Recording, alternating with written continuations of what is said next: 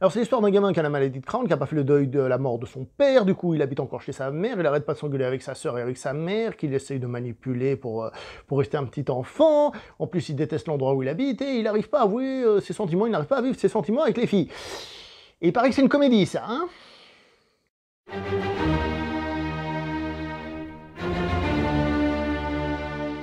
Bonjour à vous les cinéphiles et bienvenue dans cette vidéo consacrée au film The King of Staten Island, un film de Judd Apatow. Ça faisait un petit moment qu'on le voyait pas, ça fait plaisir. Non pas que je sois le plus grand fan du monsieur, mais malgré tout c'est un nom qui est assez connu et puis quelqu'un qui fait des œuvres plutôt intéressantes et sympas, donc ça me fait plaisir de le revoir.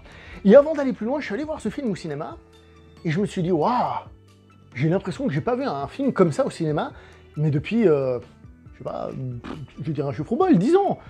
Je suis allé voir une comédie dramatique, pas un truc d'action, rien. Et je dis pas qu'ils font pas ce genre de film aux États-Unis, ils en font la preuve, ce film-là. Mais j'ai l'impression que c'est le genre de film qui n'arrive pas chez nous. Et je me suis dit, comment ça se fait que ce film soit arrivé chez nous? Et je me suis dit, c'est possible que s'il n'y avait pas eu ce virus, le Covid, et ben ce film ne soit pas sorti chez nous.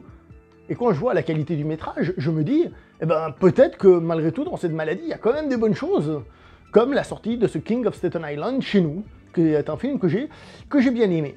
Alors, avec l'intro que j'ai faite et ce que je suis en train de vous dire là, donc, c'est une comédie dramatique. Attention, attention, attention, c'est beaucoup plus un drame qu'une comédie. Soyez prévenus, on est plutôt face à un bon gros drame, pas une tragédie, mais un bon gros drame. La comédie vient plutôt, je dirais, de par les dialogues, la manière qu'ont les personnages de parler, d'ailleurs c'est ce qui m'avait frappé dans la bande-annonce. Les personnages, quand ils parlent, il y a un côté un peu décalé. L'acteur principal, donc, qui s'appelle Pete Davidson, si je ne dis pas de conneries, Pete Davidson, yes, lui, à la base, c'est un humoriste, et j'ai beaucoup aimé son interprétation, parce que déjà, il faut dire les choses comme elles sont, il a une drôle de gueule, hein. Voilà, il a une tête un peu comme ça. Et il joue un peu en faisant des gros traits, en exagérant certaines expressions du visage comme ça, et sa façon de parler et tout, et en fait, je trouve que ça passe superbement bien. Pour ce genre de rôle, c'est parfait, je le trouve excellent. Qui plus est, j'ai appris après coup qu'en fait, ce film est inspiré de la vie de cet acteur. Alors, inspiré, ça veut pas dire que c'est les faits qui sont transcrits, mais on s'inspire des grandes lignes, quoi. Enfin, une inspiration, quoi. Par exemple, son père, qui était pompier, est réellement décédé dans le feu de l'action, c'est le cas de le dire, lors du 11 septembre 2001.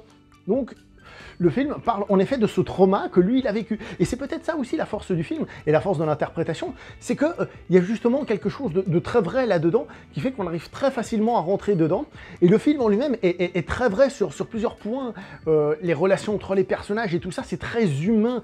On a vraiment l'impression que c'est des personnes qu'on pourrait connaître. Et comme j'ai dit, il y a cette petite distanciation qui se fait par l'humour, qui nous permet quand même de se rappeler qu'on est dans un film, et qu'on n'est pas juste dans un truc morne de la vie de tous les jours, comme certains font des drames sociaux, dans lesquels, bon, ben, on s'ennuie peut-être parfois, parce que, justement, c'est trop terre-à-terre et tout ça. Non, le film arrive quand même à créer une espèce de petite distanciation, qui arrive à être juste assez distancée, c'est le cas de le dire, pour qu'on soit un petit peu amusé, mais quand même pris émotionnellement, donc je trouve cela très réussi. Je vais citer d'autres rôles, puisqu'on a donc l'actrice Marisa Tomei, donc la tante May du MCU, hein, qui ici campe un personnage magnifique, superbement bien interprété, justement avec ses petites nuances, parfois ses qualités et ses défauts. Je vais aussi citer monsieur Bill Burr, qui interprète, j'allais dire le voisin, c'est pas vraiment le voisin, mais enfin vous verrez quand vous verrez le film.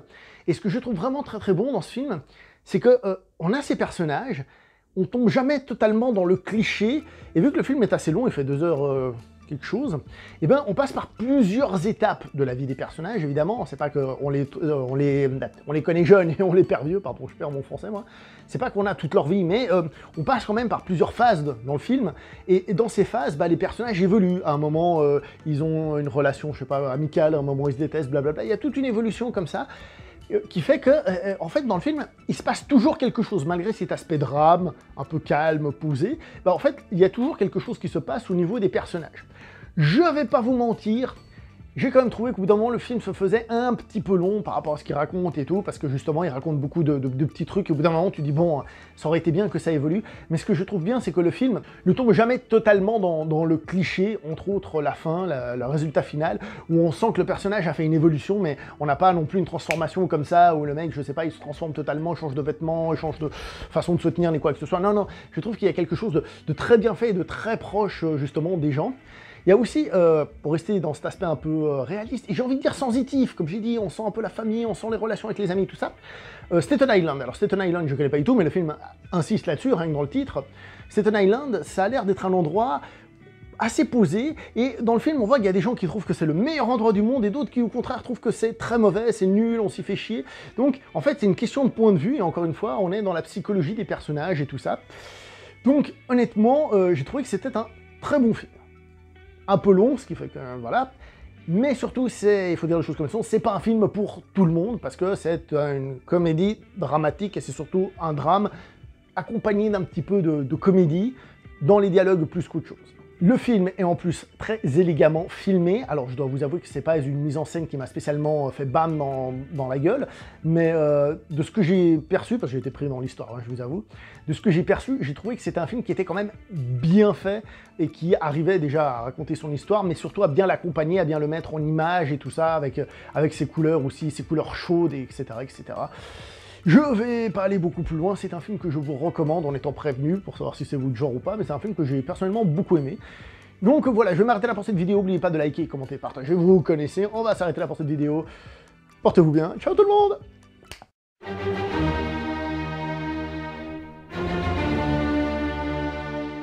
Faire une blague sur Staten Island, je connais pas du tout Staten Island, je connais, voilà. Pete Machin Davidson, je connais pas non plus. Voilà quoi, j'ai rien à dire.